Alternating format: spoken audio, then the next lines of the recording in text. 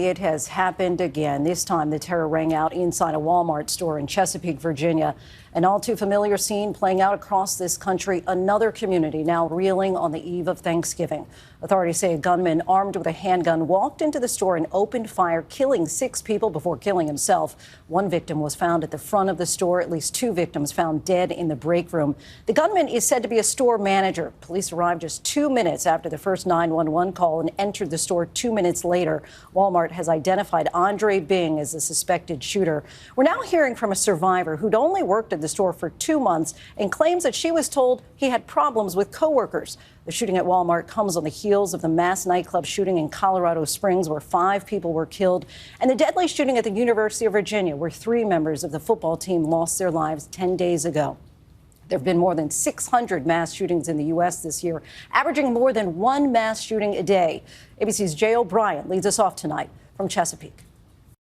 Tonight, the chilling survivor's account of the moment a Walmart store manager opened fire, killing 6 people just 2 days before Thanksgiving. Brianna Tyler, who works at the store, tells me the gunman, identified as 31-year-old Andre Bing, fired into a break room during a staff meeting at the start of the overnight shift. Did he say anything? No, he said nothing at all.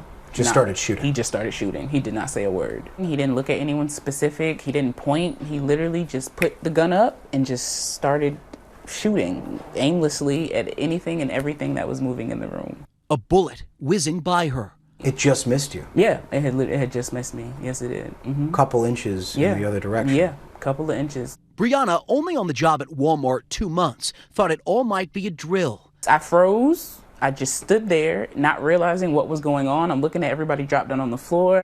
But then she realized what was happening. The moment I looked over at my friend, and she was slumped over, her eyes were closed, and there was blood just gushing out of her neck. That's when it kicked in for me, and I was like, oh, this is real. I was like, I have to run. And that's literally all I thought of. And he went in one direction, and I just went in the other, and I was just praying the entire time I was running was, I hope he's not behind me. Brianna says the gunman then moved into the store, still shooting. Responded to District 402, 1521 Sam Circle at the Walmart for a gunshot wound. Police say when they arrived minutes later, the gunman had already taken his own life.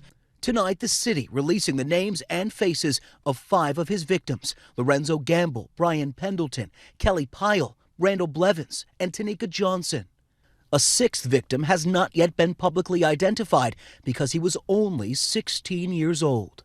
In the hospital tonight, 7 people now recovering, one of them 24-year-old Jalen Jones, another Walmart employee, his mother describing his escape. He thought he was going to die. It was a moment where he just had, you have blackouts and you feel like you're just leaving, but he just kept going. Authorities say the gunman was armed with a handgun and several magazines of ammunition. In a statement, Walmart said Bing had worked for the company since 2010. This is a horrendous event. It's a horrendous, senseless act of violence. And tonight, these somber words from President Biden. There are now even more tables across the country that will have empty seats this Thanksgiving. There are now more families who know the worst kind of loss and pain imaginable. Just unbearable pain. Jay O'Brien joins us now from Chesapeake, Virginia. Jay, any word about a possible motive? Lindsay, that's the question hanging over investigators here tonight. What could have led to this? Brianna Tyler describes that manager, Andre Bing, as the kind of boss that employees had to watch out for, someone who often clashed with coworkers, someone that employees didn't go up to speak to unless they had to. But she says she never expected him to do something like this. Lindsay? Right, the unexpected there for sure. Jay, thank you.